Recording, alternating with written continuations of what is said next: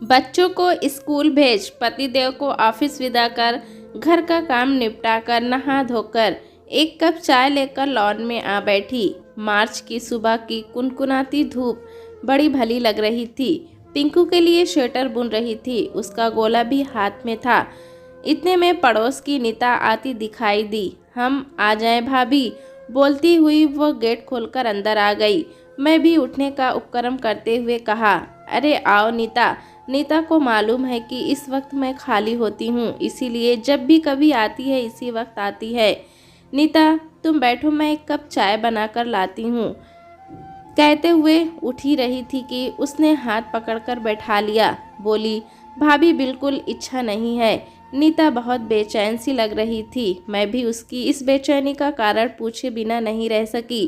वैसे तो जब से वे विवाह के बाद आई, मुझसे इतनी घुल मिल गई है कि हम दोनों ही अपने मन की बातें एक दूसरे से करती रहती हैं।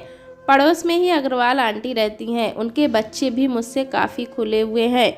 ख़ास तौर से वह छोटा वाला आशु। जब आशु का विवाह हुआ तो आंटी ने काजल डालने की रस्म मुझसे ही करवाई और बड़ी भाभी होने का नेक भी दिया। मुँह दिखाई की रस्म के दिन जब मैंने नीता के हाथ में अपना तोहफा रखा तो आंटी के कहने पर उसने मेरे पैर भी छुए। तब मैंने ही कहा था, आंटी प्लीज़, इसमें मैं अपने पैर नहीं छूने दूंगी, इसे तो गले से लगाऊंगी। मुझे तो इसे देखकर अपनी छोटी बहन की याद आ गई। उस दिन के बाद से हमारे बीच एक अजीब सा रिश्ता बन गया। कहती तो वो मुझे भाभी थी, पर मानती बड़ी बहन की तरह थी। शुरू शुरू में नए घर परिवार में सामंजस्य बैठाने में तकलीफ आती है। मैं भी गुजर चुकी थी इस दौर से, अतः मैं हर बात की सीख छोटी बहन के नाते उसे देती। धीरे धीरे वो घर में घुल मिल गई। हमारे रिश्ते और प्रगाढ़ होते चले गए। बड़ी बहुएं अपने अपने घर जा चुकी थीं, क्योंकि दोनों बड़े भैया बाहर नौकरी करते थे। आशु माँ के साथ रहता था, अतः नीता को ही घर संभालना था। नीता इस बीच प्यारी सी बेटी की माँ बन गई। अब तो वह घर परिवार में व्यस्त हो गई, फिर भी समय निकाल कर कभी कभी आ जाती। अग्रवाल आंटी और नीता दोनों में काफ़ी पटती थी, अतः घर का वातावरण सौहार्दपूर्ण रहता था। नीता को देखकर कोई कह ही नहीं सकता था कि वो एक बच्चे की माँ है। गोरा रंग, सुतवा नाक, बड़ी बड़ी बोलती सी आंखें, घने काले बाल, अच्छा कद, कुल मिलाकर ऐसा लगता मानो अप्सरा ही पृथ्वी पर उतर आई हो। मैं तो आशु से कभी कभी मजाक भी करती, तेरे जैसे लंगूर को यह हूर की परी कैसे मिल गई। इस पर वो भाभी आप भी कहकर रह जाता। बेटी भी माँ पर गई थी, बिल्कुल गुड़िया सी। भाभी आज हम काफ़ी तनाव में हैं, पर कैसे कहें, सारी बातें समझ नहीं आ रही। आप भी ना जाने क्या सोचेंगी सुनकर हमारे बारे में। अरे पगली, ऐसी भी क्या बात हो गई? क्या आशु से लड़ाई हो गई या आंटी से कुछ कहा सुनी हो गई? नहीं भाभी, ऐसी कोई बात नहीं है। भाभी आप कसम खाइए, किसी से कुछ नहीं बताएंगी, यहाँ तक कि भाई साहब से भी नहीं। लो तुम्हारी कसम खाती हूँ, अब तो बोलो, ऐसी क्या बात हो गई? मेरा यह कहना था कि उसका रोना शुरू हो गया। मैं स्तंभ रह गई, ऐसी क्या बात हो गई? अभी तक कभी मैंने उसे इतना बेहाल नहीं देखा था। मेरे चुप कराने पर, सांत्वना देने पर उसने जो कुछ बताया, चुपचाप सुनती रही मैं। भाभी बात हमारी शादी के पहले की है। हम गर्मी की छुट्टियों में अक्सर मम्मी के साथ अपनी नानी के यहाँ जाया करते थे। हम भाई बहन, हमारे मामाओं के बच्चे सब हम उम्र के होने के कारण आपस में काफ़ी घुल मिल गए थे। हमारे मंझले मामा जी का बेटा तुषार उम्र में हमसे साल भर बड़ा है। धीरे धीरे हमारी दोस्ती गहरी होती चली गई। शुरू शुरू में हमने विशेष ध्यान नहीं दिया कि वो हमसे कुछ ज़्यादा ही खुला हुआ है, क्योंकि लेकिन बाद में आभास हुआ कि उसके मन में हमारे लिए कुछ और ही भावना थी। उसका व्यक्तित्व इतना आकर्षक कि हम भी उसके प्रति आकर्षित होते चले गए। पिक्चर जाना, घूमना फिरना, घंटों बातें करना, ये सब हमें और करीब लाता गया। उम्र के उस मोड़ पर भावनाओं की रव में बहकर हमने ऊंच नीच का ख्याल नहीं किया। हमारी नानी कभी कभी हमारी मम्मी से कहती भी थी कि इस तरह इनका ज़्यादा मेल जोल ठीक नहीं। तब मम्मी कहती, माँ आप अब पुराने ज़माने की हो गई हो, आजकल के बच्चे अब हम उम्र भाई बहनों के साथ दोस्त सा व्यवहार करते हैं। आपकी आशंका निर्मूल है। इस पर नानी भी चुप हो जाती। काश उस समय नानी की बातों पर मम्मी ने ध्यान दिया होता। उम्र के उस नाजुक मोड़ पर जो रिश्ते बने, उसकी नैतिकता का आभास हमें तब हुआ जब तुषार हमारे लौट जाने पर भी हमें पत्र लिखता, घंटों फ़ोन पर अपनी भावनाओं का इजहार करता। हमारी शादी पक्की हो जाने पर उसके आक्रोश भरे पत्र आने लगे। हालांकि उसकी शादी हमसे पहले ही हो गई थी और वो 2 बच्चों का पिता भी है, पर हमारी तरफ उसका आकर्षण बना रहा।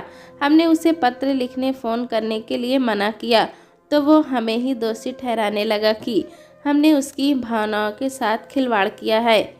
भाभी, हम मानते हैं कि गलती हमारी भी थी, जो हमने उसको अपनी ओर आकर्षित होते देखकर भी खुद सचेत होने के बजाय उसके आकर्षण में बह गए। हद तो ये है भाभी कि वो अब हमारे यहाँ भी फ़ोन करने लगा है। हमने उसे फ़ोन करने से मना किया तो उल्टी सीधी बातें करने लगा। अब तो हमारी हालात ये हो गई है कि अपने किए पर ग्लानि तो होती ही है, साथ ही यह डर भी लगा रहता है कि आशु और मम्मी जी को पता चलेगा तो क्या होगा। भाभी, हम तो शर्म से डूब मर ही जाएंगे।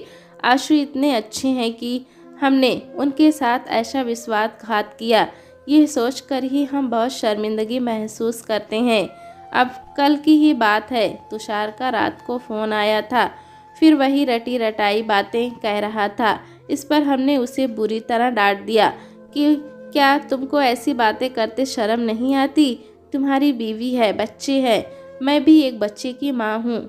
क्या अब ये तुम्हें शोभा देता है? आगे फ़ोन किया तो मुझसे बुरा कोई नहीं होगा। इस पर वह बेशर्मी से बोला, ज़रूर फ़ोन करूँगा, एक बार नहीं बार बार करूँगा। बोलो, क्या बिगाड़ लोगी मेरा?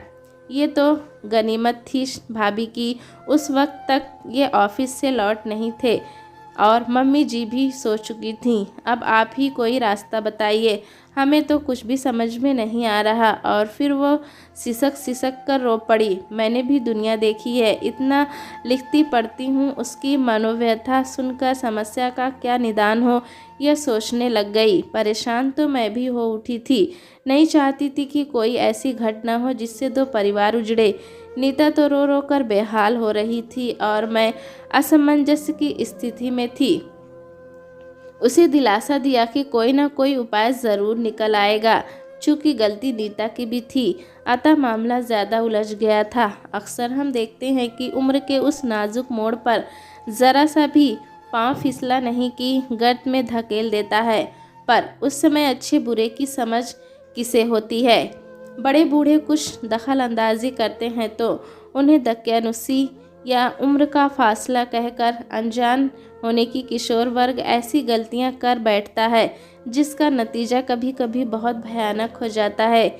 नीता तो पूरी बात बताकर चली गई, पर मेरा मन बहुत उलझन में था।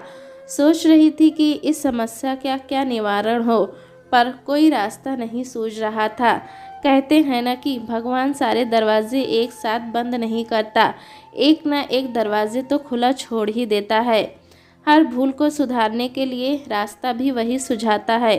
हुआ यूँ कि ऑफिस के काम से आशु को 6-7 दिनों के लिए टूर पर जाना था, पर सिर्फ आशु के जाने से रास्ता निकल नहीं रहा था। इसी बीच खुदा के करम से अग्रवाल आंटी के उत्संग की स्त्रियां हरिद्वार जा रही थी।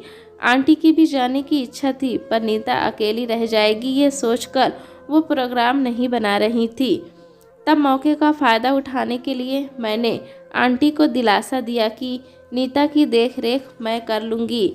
आंटी को मुझ पर पूरा विश्वास था, अतः उन्होंने निश्चिंत होकर प्रोग्राम बना लिया। आशु और आंटी के जाने के बाद रात को सोने के लिए मैं उसके घर जाने लगी। पहली रात शांति से गुजरी। तुषार का फ़ोन आने पर क्या करना था ये हमने पहले ही सोच लिया था। भगवान ने हमारी जल्दी ही सुन ली। दूसरी रात तुषार का फ़ोन आया तो नीता ने ही फ़ोन उठाया।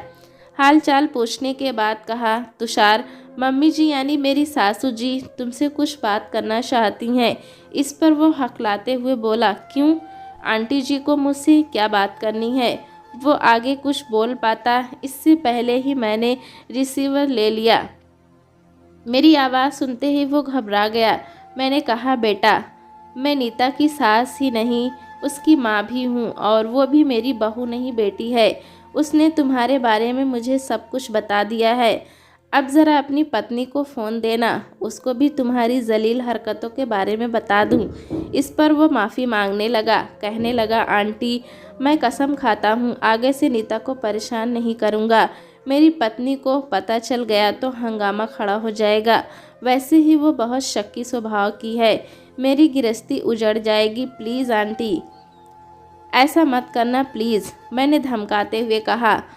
आगे कभी तुमने नीता को तंग करने की कोशिश भी की तो उसका अंजाम बहुत बुरा होगा। और मैंने फ़ोन रख दिया। नीता सारी बातें सुन रही थी। अपनी समस्या का यूँ समाधान होते देख खुशी के मारे रो पड़ी और मेरे गले लग गई। तब मैंने ही उसको प्यार से कहा, पगली, दुख में भी रोती है और खुशी में भी। जब तक ये तेरी बड़ी बहन कम भाभी तेरे साथ है, किसी दुख की छाया भी तुझ पर नहीं पड़ने दूंगी। अरे ये तो अब जिंदगी भर तुमसे डरता रहेगा। ऐसे लोगों से निपटने का तरीका आना चाहिए। जिंदगी में भूल किससे नहीं होती, पर अपनी भूल का एहसास समय रहते ही कर लो तो नौबत यहाँ तक नहीं पहुँचती। उस रात हम काफ़ी देर तक बातें करते रहे। नीता बार बार मेरा शुक्रिया अदा कर रही थी। इतने दिनों के मानसिक तनाव के बाद अब वह काफ़ी सुकून का अनुभव कर रही थी। मम्मी जी और आशु के लौट आने के दिन करीब आ रहे थे।